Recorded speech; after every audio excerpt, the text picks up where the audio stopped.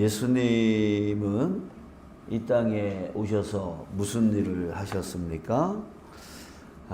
크게 우리 두 가지 일을 하셨다라고 보여집니다. 첫 번째는 뭐냐면 하나님의 말씀을 전했습니다. 그죠? 하나님의 말씀을 전했어요. 그래서 예수님은 스스로 이렇게 말씀하셨죠. 나는 스스로 말한 적이 없다. 아버지께서 하라고 하는 말만 했다라고 할 정도로 예수님은 하나님의 말씀만 전하셨어요. 또 한 가지는 뭐냐면 사람이 할 수 없는 능력을 행하셨어요.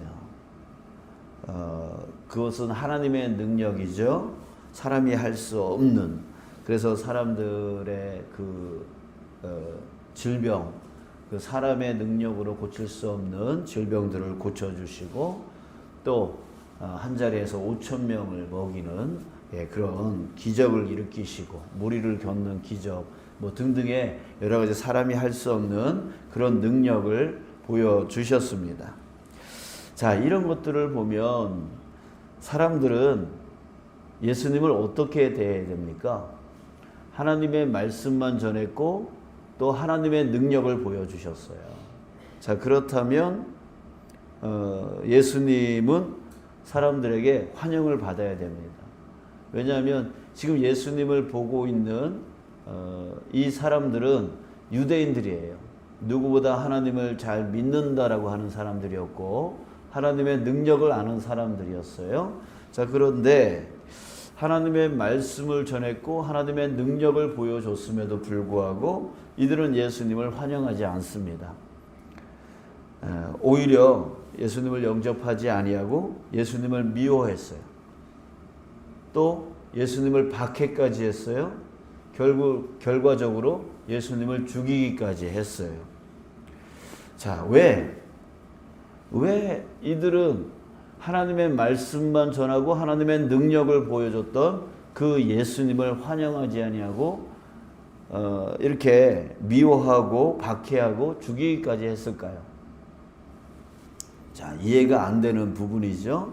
자, 그런데 요한복음 1장 5절에서 사도 요한이 이렇게 말을 했습니다. 빛이 어둠에 비치되 어둠이 깨닫지 못하더라. 자, 여러분 예수님을 빛으로 비유하였고 세상을 어둠에 비유했습니다. 자, 빛과 어둠이래요. 그러니까 빛이 비추면 어떻게 돼요? 어둠은 어떻게 돼요? 사라져버리죠. 이 빛과 어둠은 하나로 이렇게 뭉쳐질 수가 없어요. 같이 공존할 수가 없어요. 그래서 빛이 비추면 어둠이 사라져버려요. 그러니까 이 어둠은 빛이 있는 게 좋겠어요? 없는 게 좋겠어요? 그러니까 없는 게 좋겠죠. 그러니까 이게 빛과 어둠의 관계라고요. 그래서 예수님이 점점 하나님의 말씀을 더 전하면 전할수록 빛이 강해지는 거죠. 하나님의 능력을 드러내면 드러낼수록 더 빛이 강해지는 거예요. 그러면은 이 어둠은 점점 더 사라지는 거죠. 자, 결국에는 세상이 빛이신 예수님을 미워할 수밖에 없게 되어지는 거예요. 자, 여러분, 예수님은 제자들에게 오늘 이 말씀을 해 주셔요. 그러니까 예수님이 이제 일주일 내에 이제 십자가에 못 박혀 죽는단 말이에요.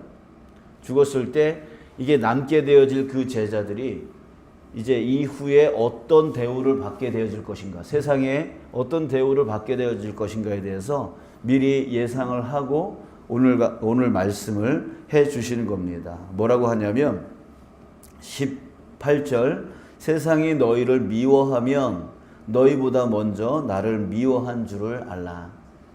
자, 이 말은 무슨 뜻입니까? 세상이 너희를 미워할 것이다. 나를 미워하듯이 너희들도 미워할 것이다.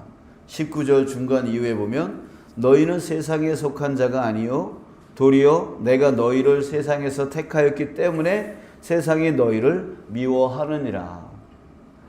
무슨 말입니까? 세상에 미움을 받는 것은 당연한 일이다라고 말씀을 하시는 거예요. 여러분, 저와 여러분들이 세상에 미움을 받을 것이다, 이 말씀하시는 겁니다. 이 세상은 지금 어떤 흐름으로 가고 있습니까? 점점 더 어두워지고 있어요. 점점 더 악해져 가고 있어요. 예, 그런 가운데 우리는 빛이신 주님을 따라가는 사람이에요. 그렇게 되지만 어떻게 될까요? 당연히 미움을 받을 수밖에 없다는 거죠. 여러분, 우리가 정말 예수님의 재림의 때가 가까이 오면 올수록 세상은 더 악해질 거고 더 어두워질 거라는 것을 여러분 아시기 바랍니다. 그래서 우리 그리스도인들이 살아가기에 더 힘든 세상이 올 거라는 것. 예, 그것을 우리가 마음속에 두고 살아가시기 바랍니다. 아니, 예수 믿는데 왜 이렇게 힘든 거야? 왜 이렇게 어려운 거야? 왜 이렇게 문제가 많은 거야? 예, 그걸 당연하게 받아들이라는 얘기죠. 예, 우리는 빛을 쫓아가는 거고 세상은 점점 어두워져 가고 있는 거예요. 빛과 어둠은 섞일 수가 없어요. 함께 공존할 수가 없단 말이에요. 그러니까 점점 더 어려워진다라고 하는 것, 이것을 우리가 반대로 생각해서 내가 정말 예수님을 잘 따라가고 있는 증거다라고 하는 것을 아시길 바랍니다. 자, 그렇다면 이제 나머지 삶, 나의 나머지 삶을 어떻게 살아갈 것인가? 어떻게 살아가야 되죠? 이 믿음을 지키기 위해서 우리 다 산속으로 들어가야 될까요?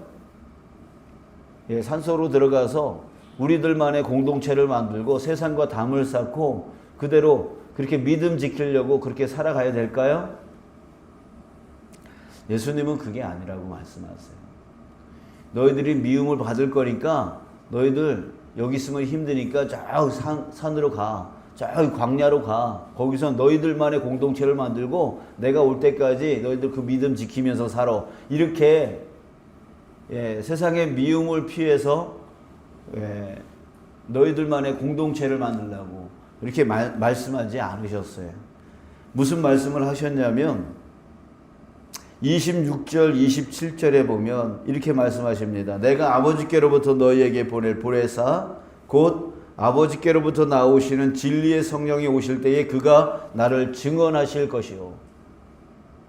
증언하실 것이요 라고 말씀하세요. 또 27절에서는 너희도 처음부터 나와 함께 있었으므로 증언하느니라. 자, 증언이라고 하는 말을 해요. 자, 뭘 해야 됩니까?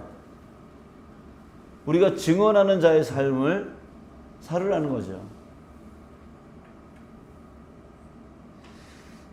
점점 더 어두워지는 세상 가운데, 점점 더 악해져가는 세상 가운데 우리가 그 어둠과 악을 피해서 우리의 믿음을 지키는 것이 아니라 오히려 그들 안으로 들어가서 증언하는 삶을 살라는 얘기예요.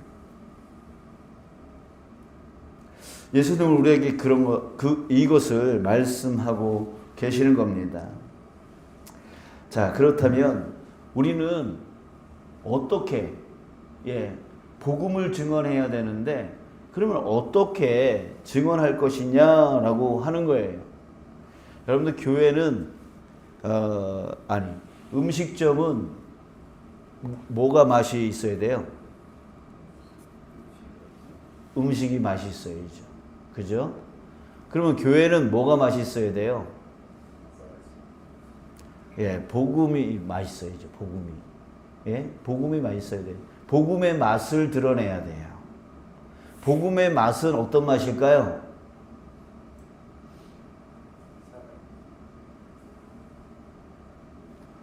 복음의 맛이 뭘까?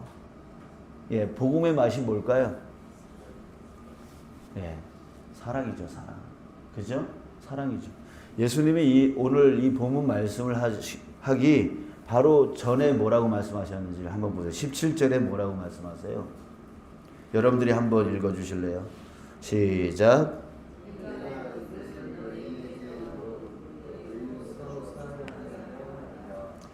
자, 예수님이 뭐라 그래요? 서로 사랑하게 하기 위해서. 그죠? 자, 복음의 맛. 교회는 복음의 맛이 좋아야 돼요. 예, 그 복음의 맛은 어떤 맛이냐면 짠맛, 단맛 이런 거 아니에요. 예, 짠맛, 단맛. 요즘 세상 사람들 단짠이라고 그러잖아요. 달고 짜고 이런 거 좋아하잖아요. 그게 이제 음식의 좋은 맛이라고 생각하면서 그런 거 먹잖아요. 근데 교회는 복음의 맛이 드러나야 되는데 그 복음의 맛은 뭐냐면 바로 사랑이라는 거예요. 예수님이 우리에게 이렇게 말씀하고 계시는 것은 서로 사랑하게 하기 위해서. 예, 사랑하기 위해서. 예, 그런 거예요. 예수님이 우리에게 맛을, 여러분들이 지금 예수님을 믿게 되어진 거, 이 어두운 세상, 빛이 오면 어둠이 물러가고 또 그렇게 되어지는데 우리도 역시 그 어두운 가운데 있었을 때가 있었잖아요. 그래서 예수 믿으라 그럴 때 어떻게 했어요? 피했잖아요. 도망갔잖아요. 거부했잖아요. 그죠? 그런데 어떻게 여러분들은 예수님을 믿게 되었습니까? 그 맛을 봤잖아요.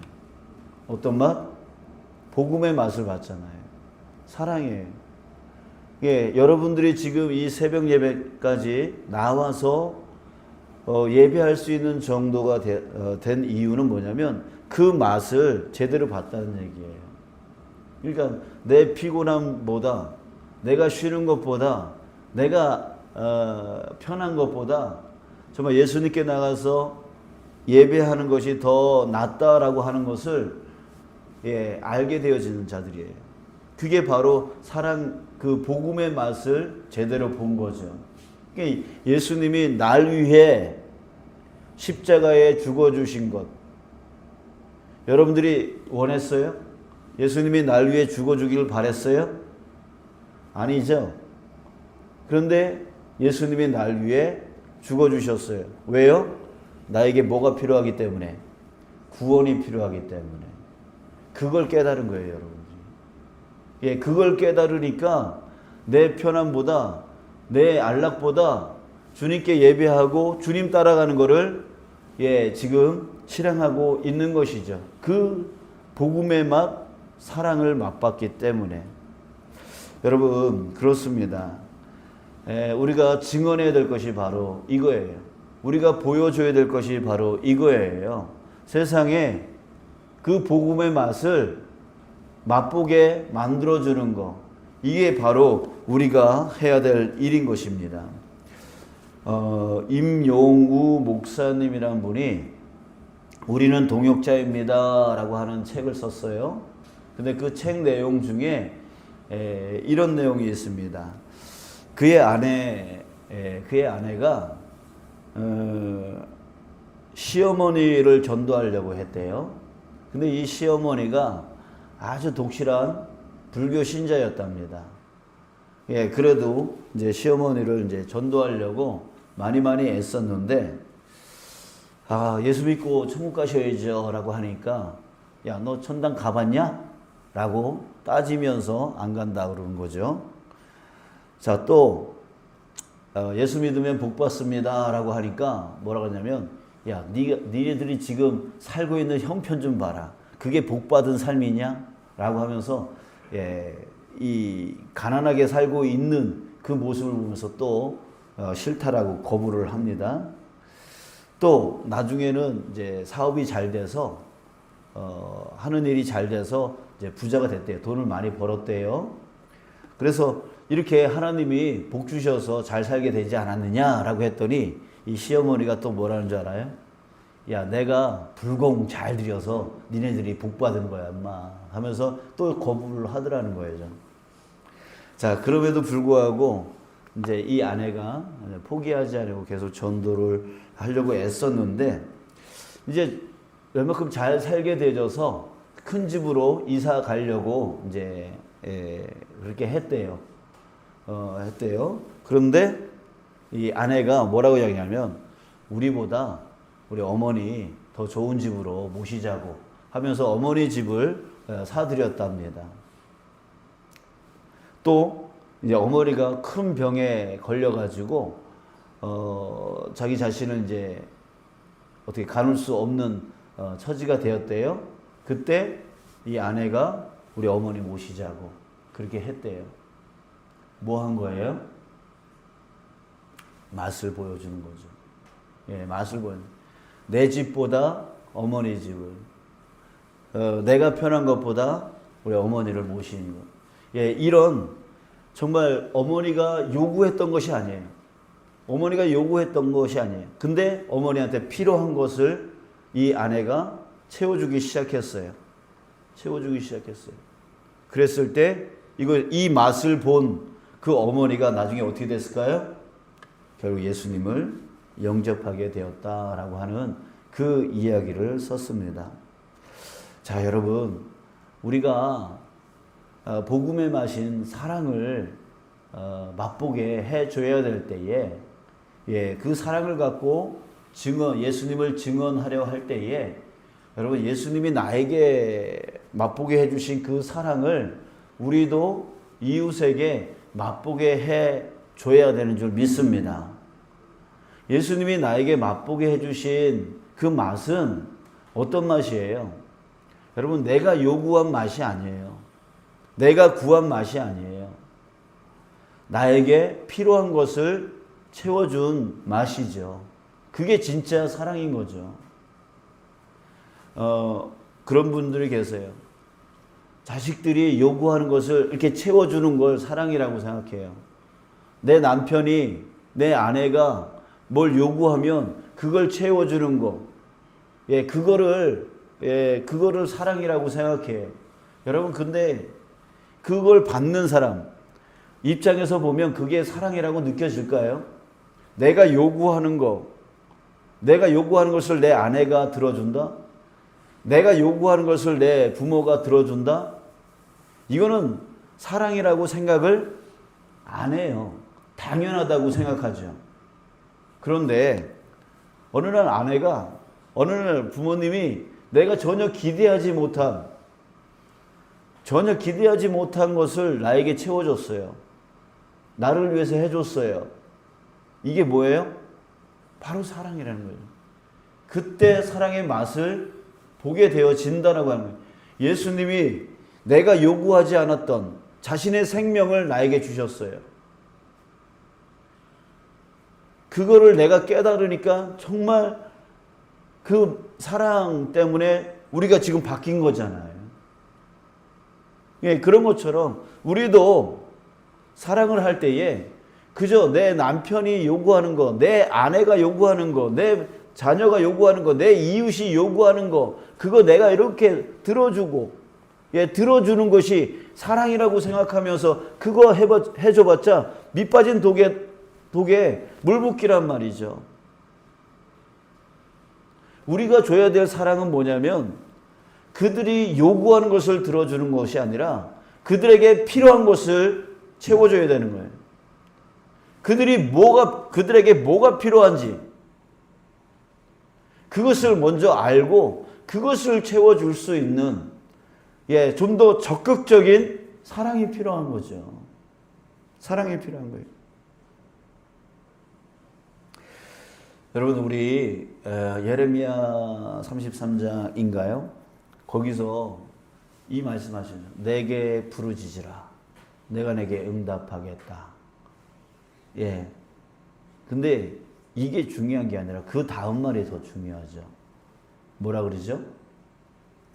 너희는 부르짖으라.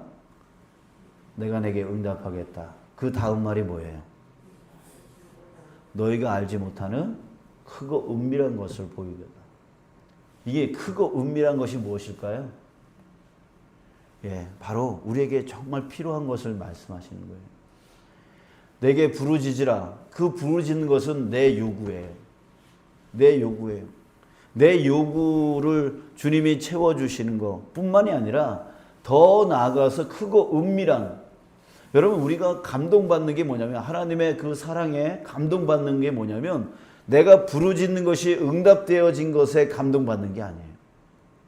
내가 부르짖는 것이 응답되어질 뿐만 아니라 그걸 통해, 그 과정을 통해서 내가 알지 못하는 크고 은밀한 것, 정말 이것을 위해서 하나님이 나보고 기도하라고 하는 거구나 라고 할 정도로 그 크고 은밀한 것을 봤을 때 하나님 앞에서 우리가 녹아지는 거예요.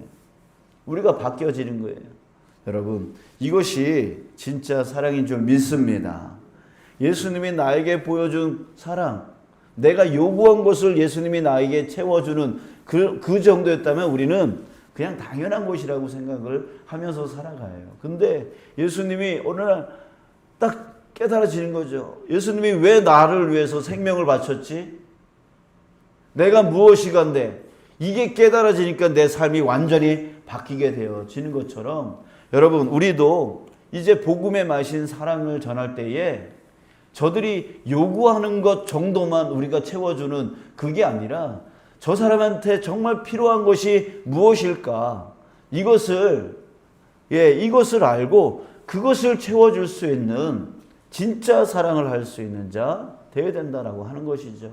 그럴 때에 그 사람이 복음의 맛을 딱 보고 바뀌게 되어지는 거예요. 그 어두움이 예수님을 피하는 게 아니라 오히려 예수님께로 나올 수 있는 영혼이 되어질 수 있단 말이죠. 여러분, 우리 가족을 구원하기를 원하십니까? 가족이 정말 믿음 안에서 온전해지기를 원하십니까? 그렇다면 진짜 사랑을 해주세요. 그들이 밥 차려줘. 그럼 밥 차려주고, 뭐 해줘. 뭐 해주고.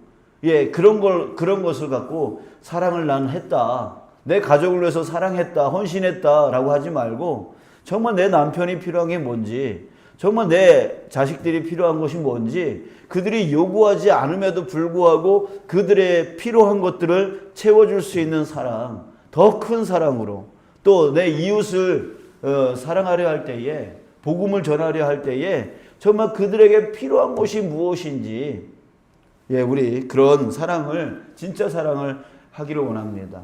오늘 하루 우리 살아갈 때에 우리 그 진짜 사랑을 한번 했으면 좋겠습니다.